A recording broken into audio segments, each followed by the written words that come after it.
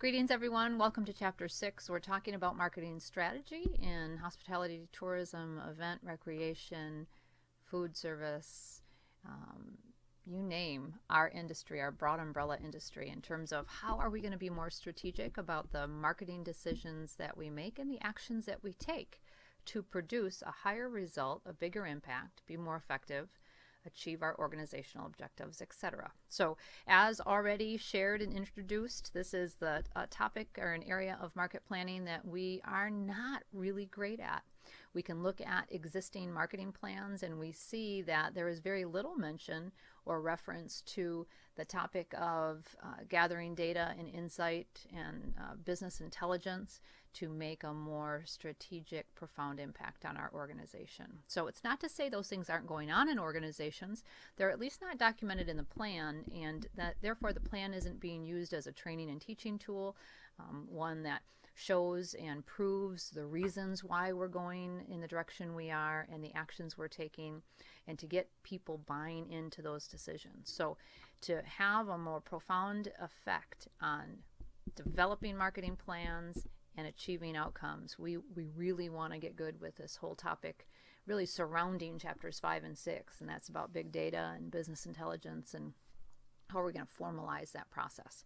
So again, to help us wrap our arms around what is strategic marketing planning and how do we develop that strategy, we simply say that strategic marketing planning is a proactive approach that's going to enable our organization to gain insight into the future, so we're better able to select and plan our most advantageous position for our organization. So the beauty is it's the stepping backwards to gather broad exposure, to narrow it back down, apply it internally, and then forward thinking about target markets, who we're going after, why we're going after them, and how we're going to make that happen, achieving organizational objectives. So having said that, I want to introduce you to one of several people that I have interviewed about their best and worst marketing decision making that they've done in our industry. And I use that as part storytelling so you and I can learn more about real world application to things we've done well in our real lives, things we haven't done so well related to marketing, and any advice these professionals would have for you. So I want to introduce you to Chad Wiebesek. He is a social media director working with the Pure Michigan or Travel Michigan to promote our state. An amazing professional, really happy to have you meet him. But I asked him the same high and low. Tell me your best story, tell me your worst story, and then tell me what advice you'd have for all of us who are engaging in this realm. So he comes to you from a strong social media and successful social media professional work environment, but he's going to tell stories that really kind of relate to marketing strategy. And it relates to marketing strategy on a day-to-day basis and how you strategically look at information to help you make decisions. So I thought I'd share this story with you here. So take a look, a couple minute presentation, and you'll see these little stories throughout the remainder of the semester. Hi, I'm Chad Wiebesek, and I oversee social media for Pure Michigan. And probably the worst marketing case study that I've seen, that I actually experienced and lived through, was a brief story where we had a famous Hollywood actress from California left California to come to Michigan. She visited Ann Arbor for a week, had a wonderful time visiting all the sights and sounds that Ann Arbor has to offer. She went back to Hollywood, wrote a blog story about her great trip. We published the blog story on our Facebook page, and fans exploded. They got angry. They didn't like the content that we shared. People were tagging their friends and family, telling them to unlike Pure Michigan's Facebook page. What went wrong? Why did something so benign blow up in our face? The problem was, the actress was Jane Fonda. Back in the 70s, she was a polarizing anti-Vietnam War protester. Anybody over the age of 40 knows that story. What we learned quickly was that 65% of our Facebook fans are over the age of 55 years old. So they absolutely knew Jane Fonda. They knew Jane Fonda more for her eminently Vietnam protests outbursts than they did as knowing her as we did was we monitored the situation closely. There was a number of different courses of action that we could take. We watched the scenario closely, and what we identified and what we found was our most loyal fans came to our defense. And they were telling everyone to cool their jets, not like Pure Michigan, to let bygones be bygones, and let's move on. And we find that the most successful brands have engendered loyalty and an emotional connection with their customers, so much so that they stick out for the brands they love. And that's what we found happened with Pure Michigan on that fateful Facebook day. That was my third day in the job. When I think about probably one of my best case examples of one of my most favorite times in the job was when we reacted relatively quickly. Actually, we reacted quite quickly to a relatively obscure tweet in the winter of 2012. And by reacting quickly to this obscure tweet, we ended up generating $17 million worth of PR buzz. And what this was at the time, Wisconsin was using a mitten to promote winter travel tourism. And we reacted quickly because when we saw that tweet, we launched a website that very next day, within 4 hours, we launched a website called whoistheworldmidstate.com.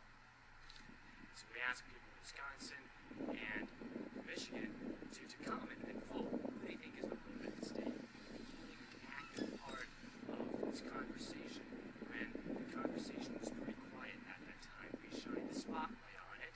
We made something small into something spectacular. We got a lot of PR buzz and press, a lot of user-generated content from that, particularly during a time of the year when travel and tourism tends to be quite quiet in Michigan compared to our summer months. So that's one of my favorite stories I'd like to share. I'll close with this. If you're looking to break into the social media marketing business, my best recommendation, two things. One is to look to volunteer for a nonprofit or a charity where you could oversee their Facebook and Twitter strategy, get some skin in the game, right, to show that you understand how to build and manage these communities. My second bit of advice is to fundamentally understand that social media is not advertising. It's not a one-way street. It's a two-way dialogue with people. So when you're looking to build out a marketing plan, don't just look to push content. Look to inspire people to share your content by asking questions and creating engaging content that creates that dialogue and be an active participant in the community. Hi, I'm Chad Weebasick. Chad's example, I hope you agree, is both very strategic in terms of how they are daily being strategic about how they dialogue back and forth in their use of social media, because it is a dialogue. It's not a push only, it's a conversation. So with that, in his two examples of both their worst that turned out okay as a result of being strategic about how they were approaching it, but also the mitten.com, looking at an opportunity to do that. So if you Google it even today, you'll notice the stories still are very relevant on the internet. And again, the gloves are off. Michigan and Wisconsin trade blows over which state looks more like a mitten. And what a fun, it's fun too. And I always say marketing should be fun. It's a fun, engaging, powerful communication because they're thinking outside the box. But then they further did a charity event related to it and tied in working together as two states to make something happen. Again, if you look at this example, as helping part of the effort, we're joining with Travel Michigan and Travel Wisconsin to encourage folks to shake hands and unite together for a great cause. And that's, again, taking state pride, but doing that to promote charitable acts and goodness. So love the example, love Chad is an amazing professional in our industry and love his storytelling. And again, throughout the remainder of the semester, I'll keep bringing in these professionals that tie in their use of this chapter content. And when we talk about strategy, he is strategic every day. And again, they took data like understanding their market, that their market age for Facebook users would have a relevant impact on the comments and the reason that that innocent blog about loving an area of Michigan had a negative effect. And so using data to drive decisions continues to prove the best course of action. So as we move into marketing strategy, last week I introduced this marketing strategy assessment sheet. This is also on your Blackboard as a freestanding sheet that you can download and use. And just please know, I'll never see this copy from you. What you're to use this as a guide to helping you be better at strategy development for your organization. Now, we are, based on assignments, working through all of these assessment areas. So, for example, we've already moved into and completed a competitive assessment.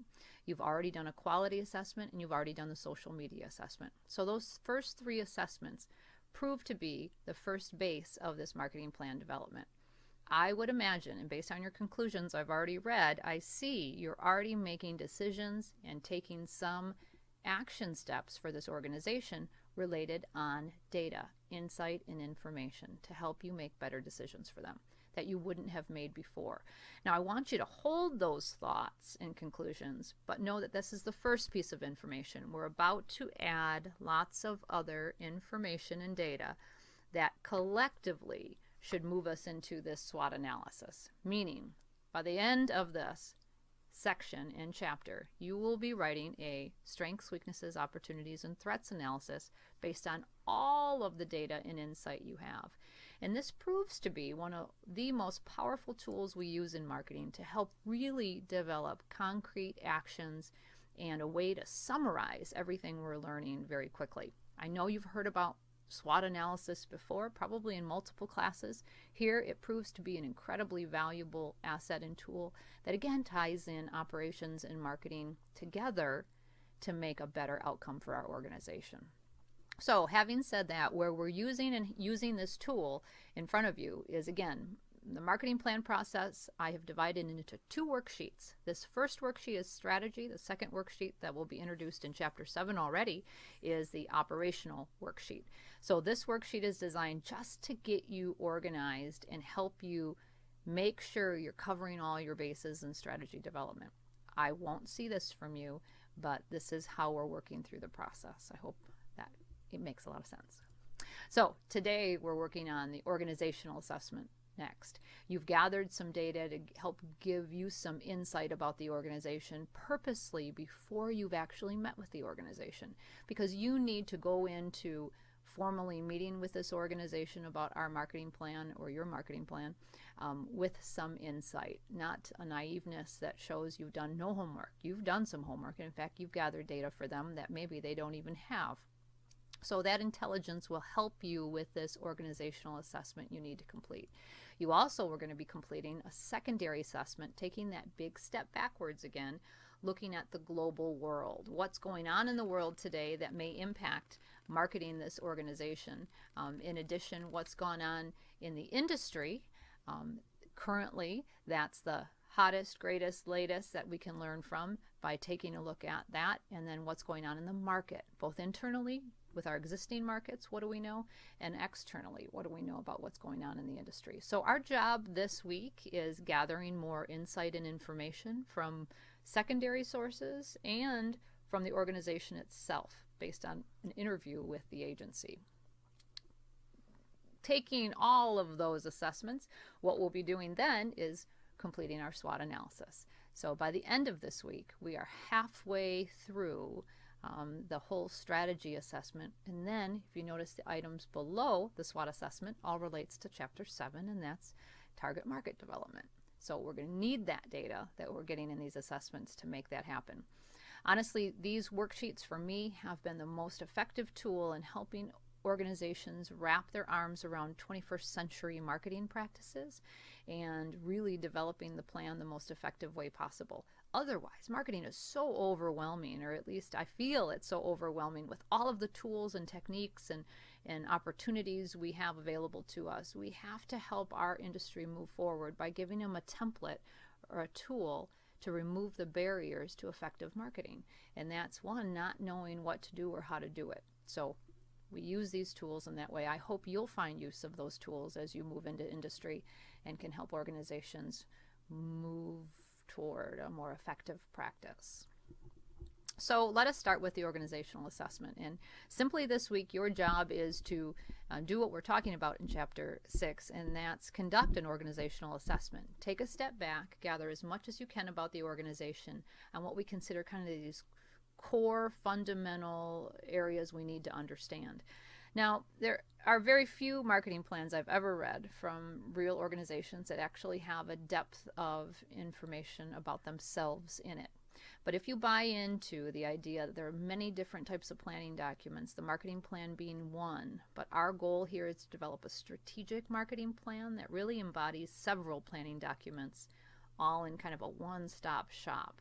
We should have information and insight about who we are, where we've been, and then again where we're going and how we're going to get there. And that's what this document does. So it's critical we have this base information so we all agree that this is what our organization values, this is who we are, this is where we've come from, this is how we currently practice. And so we all, as we use this as a training tool, as we use this as an operational tool, as an implementation tool, we're all on the same page and agree that these are our assets, this is who we are, this is what we believe in, this is where we're going. And sometimes by walking through these steps, we recognize we haven't come to an agreement with that. We all don't know what that is. And I'll use that example in this first, and that's related to history. The example I'm going to use is related to the Shepler family, as I've mentioned them a few times before, because they show right here on their brochure how they use their history as part of their story. And honestly, it's part of their competitive advantage. If you look at the 3 ferry boat lines that I've mentioned before and some of the market research we've done, you know again that we were looking for an experience in that case that was uniquely different. It wasn't just transportation across. They had issues related to location, to pricing, to hours of operation, all of those things. You know, the carriers were kind of similar or not a lot of distinction. But the one thing about the Shepler Ferry Line that was an absolute strength in their SWOT analysis is the fact that they were owned and operated as a ferry boat line. That you'll see these family members listed here on the dock, driving the boats, running the operation. And it proved to be, again, a unique distinction amongst the sea of ferry boat operators. So I love that they put their history as part of their strength and story right on their brochure. So your job is to understand the history of the organizations that you're working with too. Every time I work with an organization, though, I make them walk through this step too. And if I haven't gathered their history information from a website, you know, you can go to Marriott.com and you can see Marriott's history is embedded right in their story, right on their website. And it talks about their values, their philosophy, their history, because it is who they are and important for people to know that story. In fact, Mr. Marriott even wrote a book about his story and his history and made it a revenue stream by sharing that insight about their organization. So every organization has it, and I think they have a sellable story. I mean, they have something in there that will be helpful to us as marketers. But one, it's important for us to understand just from a where have you come from, why are you here, what do you value, what do you believe in kind of approach. So it's helping us understand the why, if you remember from Chapter 2. So part of the history in this case, when I work with organizations, if we can't and haven't gathered that, it's not on their website, it's not in another planning document, whether it's an employee manual or somewhere, we gather it and we sit and we say, where have we come from and what have we done? And one of the organizations I worked with, a golf course once, and we were talking about their history. And, you know, inevitably you have some people in the audience that are like, we're really sitting here talking about our history? And I'm always like, yeah, we're here talking about your history. Let's talk about those key fundamental historic points. And one of the things we learned in this golf course is when they were built, you know, like 15 years earlier at this point, They started with 2 professional golf pros, and in their organization over the years, 5 years before we were doing this plan, they had gone down to 1 golf pro based on some financial challenges, etc.